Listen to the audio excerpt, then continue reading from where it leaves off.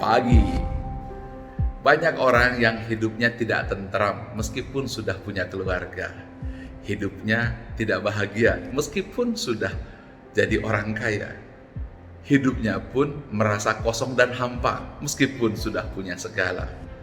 Ia menyangka bahwa ini masih kurang harta. Ia menyangka ini karena masalah orang yang dicinta.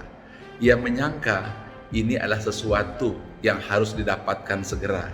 Ia tidak tahu bahwa sesungguhnya masalah ini bukan masalah di luar, tapi masalah di dalam. Semakin lama ini terjadi dan tidak perlu di-manage, akibatnya depresi, terbawa narkotika, kemudian hidup menjadi serba merasa resah dan sedih, tapi tidak tahu apa solusinya. Oleh karena itu, izinkan saya menyampaikan sebuah ilmu yang sederhana, yaitu dua saja, yaitu GKF, Y. GKF adalah gerak kata fokus. Banyak orang tidak tahu bahwa sesungguhnya untuk menata emosi kita bukan dengan otak kita, bukan dengan hati kita, tapi menatanya justru dengan gerak badan kita. Ketika kita merundukkan bahu, menegakkan badan, maka pada saat itu berubah pula perasaan dan jiwa. Kemudian yang kedua adalah kata-kata yang diucapkan. Kata-kata positif, saya semangat, saya bisa, itu sangat menentukan keadaan mental kita.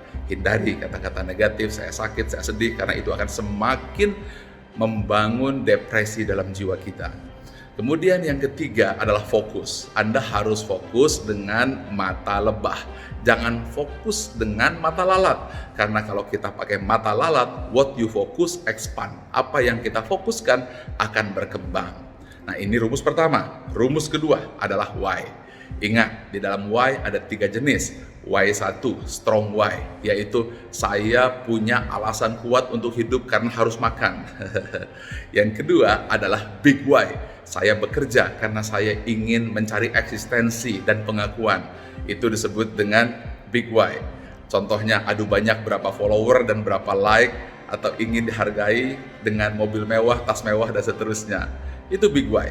Tetapi ada why yang ketiga yang disebut dengan grand why. Ketika why pertama hilang, Anda kehilangan harta pangkat jabatan. Why kedua hilang, Anda kehilangan orang yang dicintai, akhirnya menjadi mantan. Tetapi why yang ketiga tetap abadi sepanjang masa.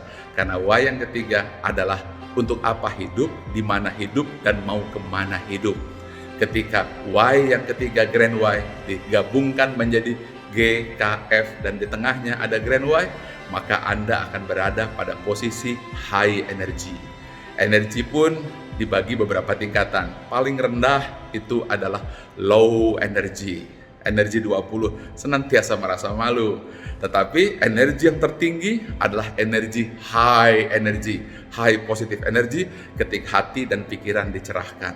Dua itu gabungkan, maka Anda bukan saja hidup bahagia dan punya modal keberhasilan, tetapi Anda juga akan awet muda.